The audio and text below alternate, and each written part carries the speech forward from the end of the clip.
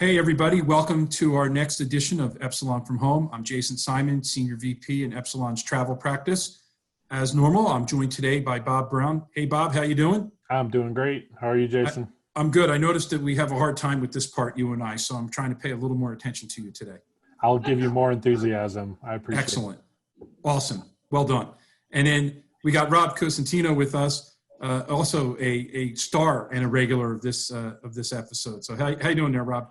So I'm excited. So as you're probably well aware, the iPhone SE second generation is now out. So I've been waiting 4 very patient years to replace my first generation SE. So it's my new one's coming this week in the mail. I'm very excited.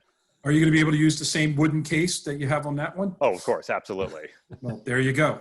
Well, and welcoming to the madness today is Kelly Cross. Kelly's VP of strategy in our travel group with a big focus on personalization.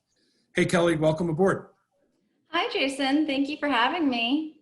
You ready? You ready to be part of this this thing that we do?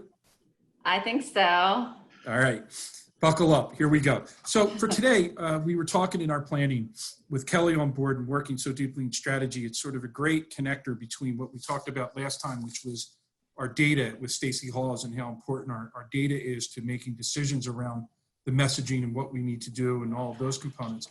And we're going to, in the future, have Lauren Gannon on, who runs our creative group, who will now sort of connect data and creative together. But in between that, Kelly's here to work with us today and talk through strategy and the types of things that businesses and frankly, understanding what consumers are thinking to, borrowing from her title, personalize the communication streams and the channels. And so what we're going to do today is have a little bit of a brainstorming session the same way we would if we were preparing to meet with a client to talk about the industry and how we might approach those types of things that are impacting the space. So hopefully a little bit of interactive conversation today with Kelly kind of leading the way with her specialty, which is, again, personalization. So Kelly, with that in mind, I guess the first thing I'd like to lead off with just to get us going is we're starting to see some of the travel brands talking about reemergence and what they're going to be doing as the year moves forward and we start seeing, for lack of a better term, some opening up in the marketplace around our sector. So if you're a travel brand or, in that space, what are some of the signals that you'd be looking for right now to help you kind of understand what you should be thinking about? Yeah, that's a really good question and something that a lot of clients are asking us right now. So I think it's probably best if I start by saying what we used to look at and then why that's relevant anymore. So in the past, what you'd look at are 2 things. First, primarily your prior travel behaviors. So, where did I go? How often did I travel? Who did I stay with? Did I fly or drive? Were my trips for business or leisure? All those sorts of things. And, you can get that from your own first party data or by appending third party data. But, the idea was really to just have that 360 customer view, as they are as a traveler. The second part would be sort of the real-time intent indicators. Mm-hmm. So, things like when someone would be online, either on your site or on, say, like an Expedia or something. And, they'd be doing a search for a specific trip in mind. You'd say, okay, well, this person is probably likely to book soon. And, then you'd customize accordingly based on what you saw. However, I think that given what's happening with COVID, we do know that travel behaviors and patterns are really going to change. So, excuse me, that's my dog Birdie. And all right, we've all got dogs in our houses and cats, so no worries, keep going. But yeah, I think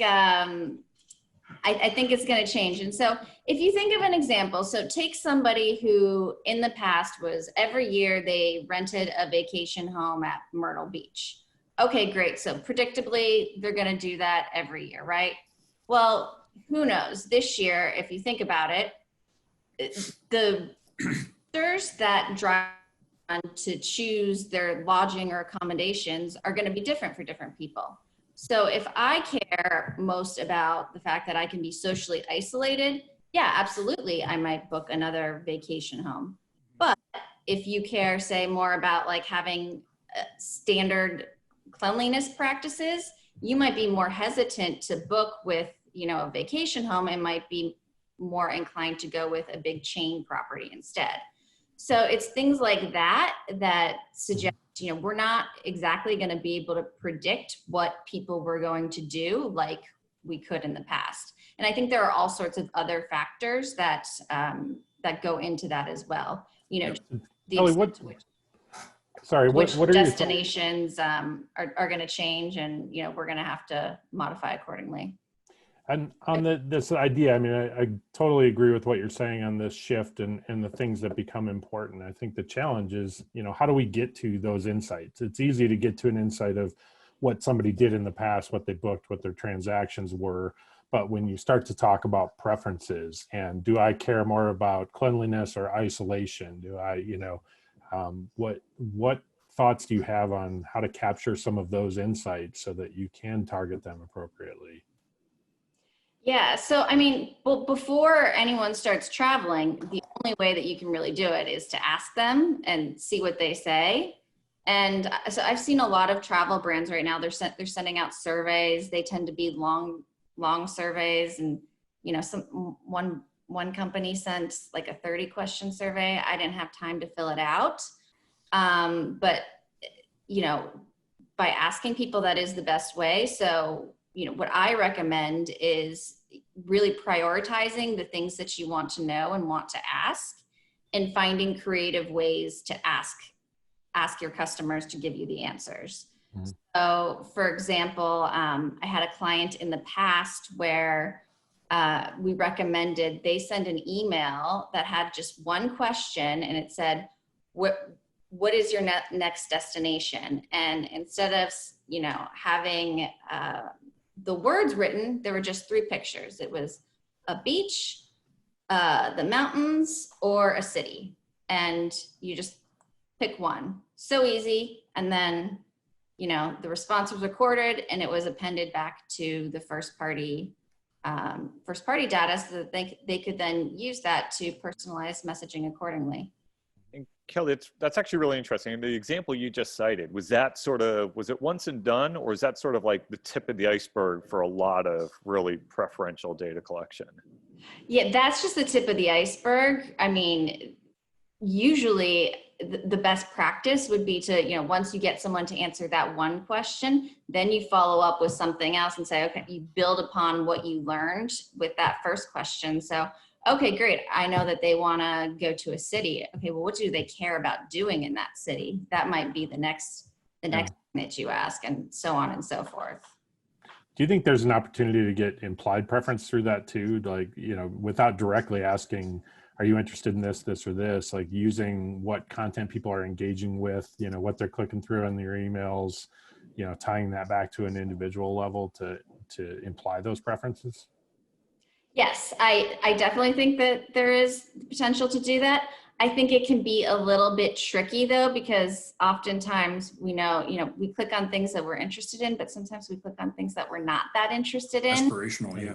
And it's hard to, it can be hard to say, well, what did they actually care about, and what were they reading and actually focused on. I wonder if in this situation right now that we're all in with our vertical, that people might confuse aspirational with what's realistic for them, right? Mm-hmm. Or levels of confidence that they might be experiencing as a traveler to say, I'd really love to get back on that cruise ship in August, but what I'm really going to do is do X or Y as an alternative to that. So that's why I think, to your earlier point, that previous traveler data probably isn't as valuable as the signals are now, because people's previous, habits or preferences may not necessarily be things that they're comfortable executing around the ideas of, safety or distance or, any other factors that suddenly have become front and center. Yeah. Totally agree. And it's actually interesting, Jason, sort of what you're just talking about, right? Because, the very first episode, we talked about sort of like decluttering your marketing from like a campaign standpoint, but it just sort of occurred to me now, you almost have to declutter it from a modeling standpoint, right? Because the models they have in place right now, a lot of them aren't as relevant. I think because to Kelly's point, they're not even operating off of the right type of data that you need at this unique time period. Yeah.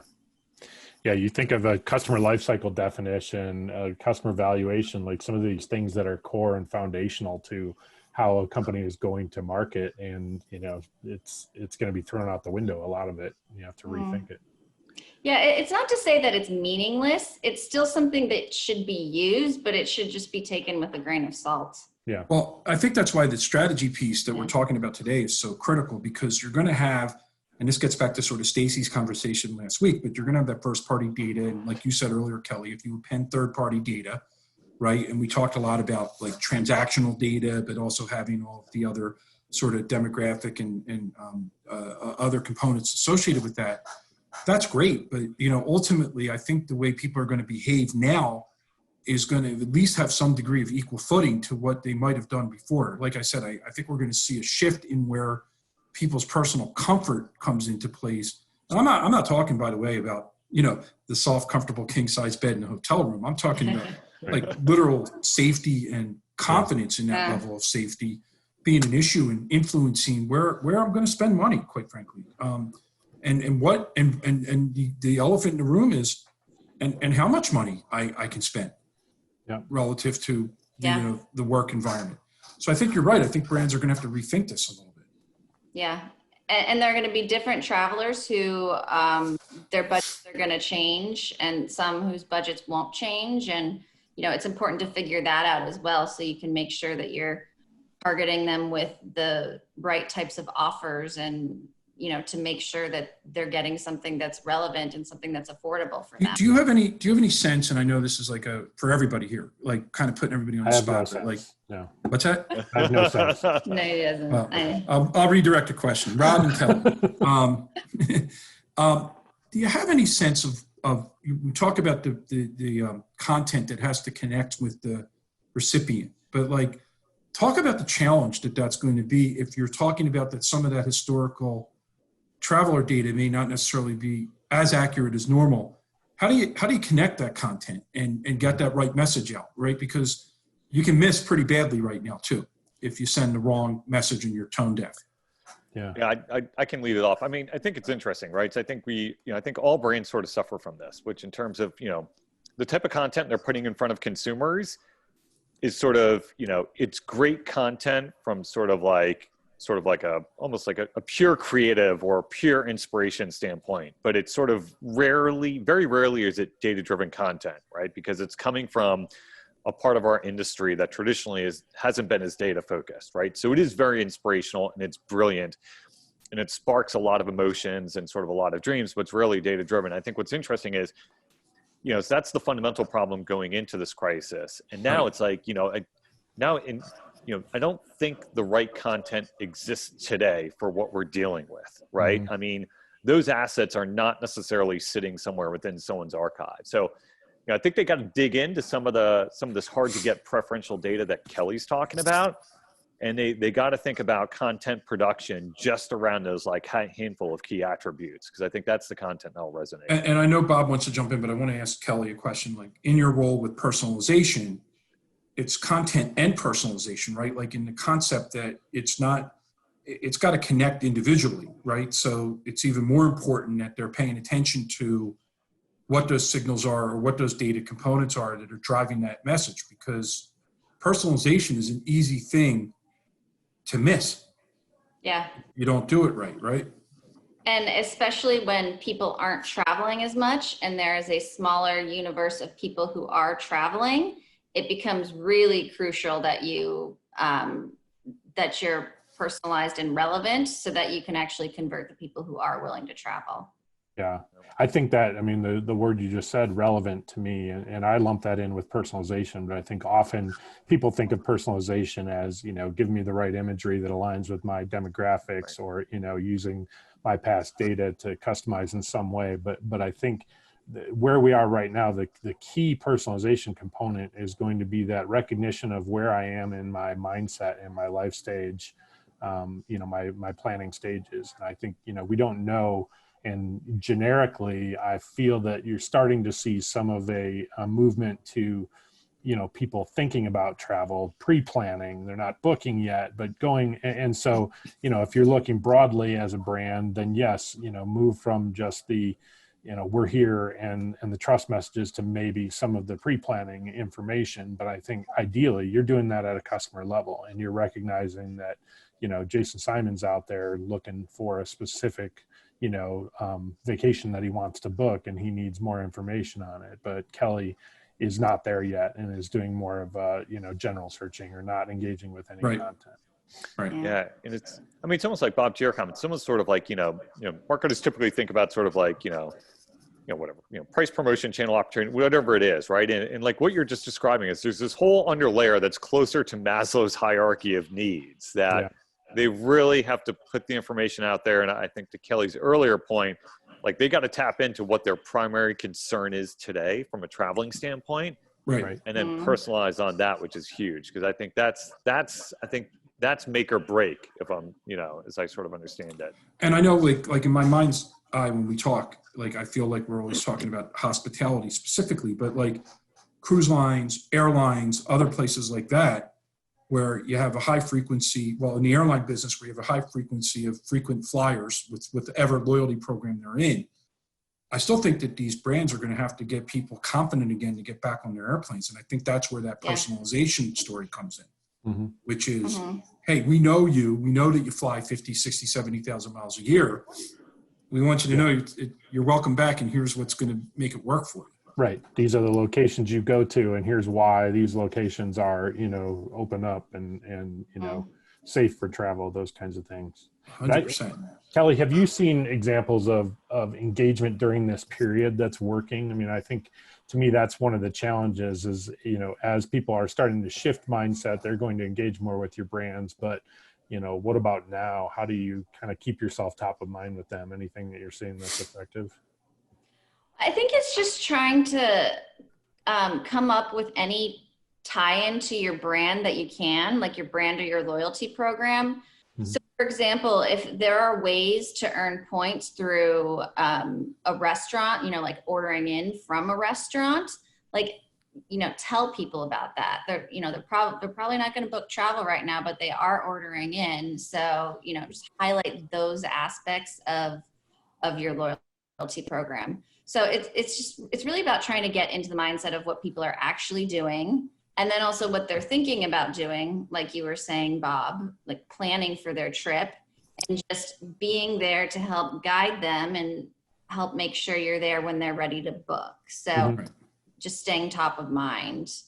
Yeah, I mean, something Rob said earlier kind of caught my attention, and Jason said we're brainstorming here, so I'm just making this up as we go, that the concept of pre-planning, like, thanks for the eye roll. The concept of pre-planning that, the customer's in a mindset right now where they're starting to think about travel. I think there's a lot of education that could happen about, locations I want to go to and how do I decide between them? Or, if I'm going to Alaska, what are the options and, how do I make the best trip? And while I'm not booking or selecting specific dates, it's a learning time period. And Rob, you mentioned something like you don't think that content's at the ready right now. But I feel like maybe it is, that we're talking about a less formalized experience and more of a like engaging with your customer service or call center reps, a webinar type content that people are a little bit more used to and I think receptive to right now, that it may be a sort of a shift in content creation from what we're used to. Yeah, absolutely. And I think it's, one of these things which probably sat, for brands, it probably sat below the waterline. Like maybe they had it, but it was never front and center, right? Like promotions, outreach, that was front and center. And I think you're right. It's all the more important. Like, great example is, if I were to travel with an airline right now, like I would actually be interested in learning about the details of what the staff on the airline do from a cleanliness standpoint. I mean, before this, I didn't care, but they probably have protocols in place. I mean, these are heavily regulated industries. The staff have sort of protocols that they have to follow across airlines, cruise, and hospitalities. And I think a lot of people would actually want to know, like, what are the precautions that they're taking today? And I think to your point, Bob, like, it's got to be more front and center. When we all flew a lot, one of my favorite parts of the in-flight magazine was in the front of it. I think it was in the old US Air magazine, but I'm not sure if American pulled it through, but there was always letters to the editor, and there was always some background story that the publication would do on how they de-iced the plane or how they removed luggage from the plane. There was all this information about, and I used to read them fascinated because I'm in the system, but understanding how the system worked. And I think to your point, Rob, extending that now to something that really does more directly impact my direct safety, I think would be of high validity. And the last thing I wanted to add was sort of like our format here. I think companies can actually feel that they can be, and Kelly, I'd actually like to get your opinion on this first, but like a little less formal in the way they're communicating with people. I mean, we're kind of all in this together. So can that personalization also reach into the tone of the message and not have it always feel like it's a perfected thing that went through 20 revisions before it was hit send on or marketed? Yeah, and I think it has to, and I think it should. So, I mean, airlines and hotels, they just don't have the same resources that they had before to be able to perfect all of their marketing. And also the situation is so in flux that, you just kind of have to flow. And I think people want to hear more from brands who are genuine and speaking to them, like a person and not like it's a corporate brand. But Jason, you made me think of one thing when you were talking about the magazine on the airplane.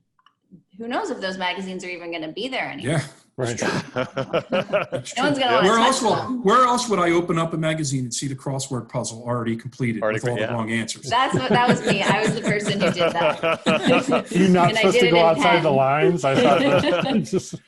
Why would you fill that out in pen? Yeah. But I do have a question for Kelly, and Kelly, I know this is something we talk about all the time. It's, some of the key messages here is that the preferential data that brands need doesn't necessarily exist. And so the best way to get that first party data is to do it in a highly creative, highly engaging way. I think a lot of people are probably going to ask, okay, well, like just how much data can I collect, right? And we've talked in the past about the data value exchange. It's sort of like intrinsic agreement in terms of you can collect data, but it's got to be used the right way. Can you speak to that?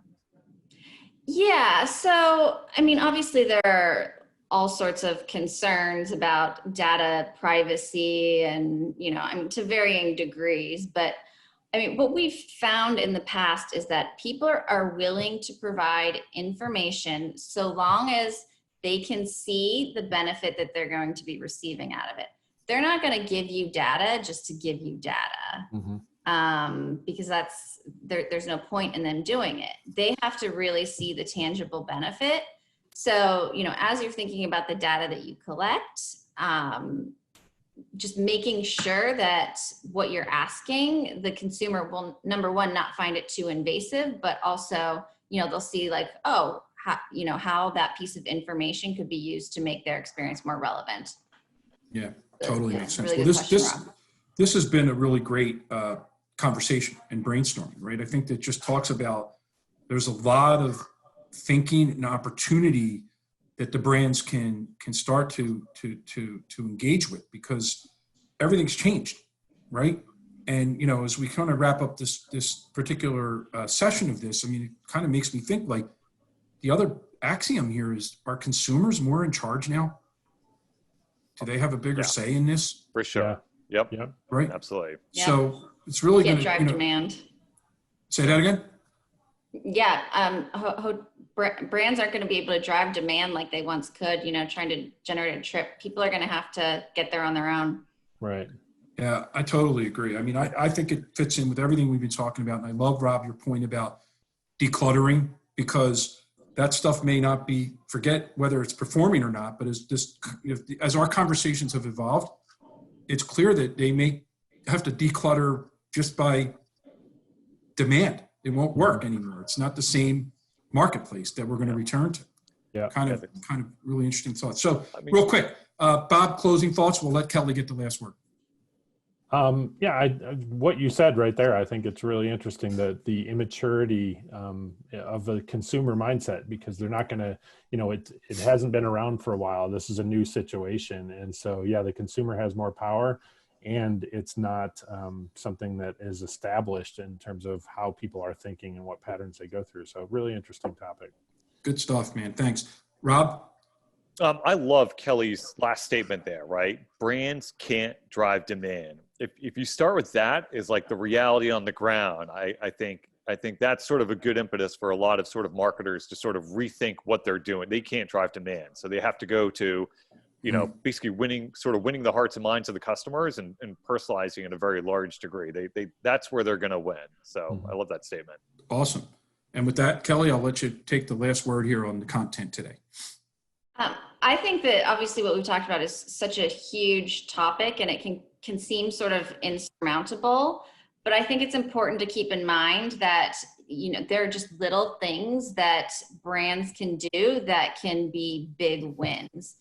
Just taking a couple data points and changing the creative or the message in a couple of different ways, that can pay off in spades. So it's not necessarily like it's a huge overhaul. It doesn't have to seem that daunting. Awesome. And you survived working with the three of us today? We'll see. I'm gonna go have a drink later. I guess we'll see what kind of Q rating she brings to the number At least of you views wait we till get. after the show. Yeah. Anyway, Kelly, thanks for joining us today. Always appreciate your insightful comments and understanding of our industry, and I think that everybody will benefit from having you having been here. And thanks again for making this work. Awesome. Thank you so much. I had fun, you guys. Take care. Thank you, Kelly. Hey, Thank you. Thanks for joining us, Epsilon from home. We'll see you again soon.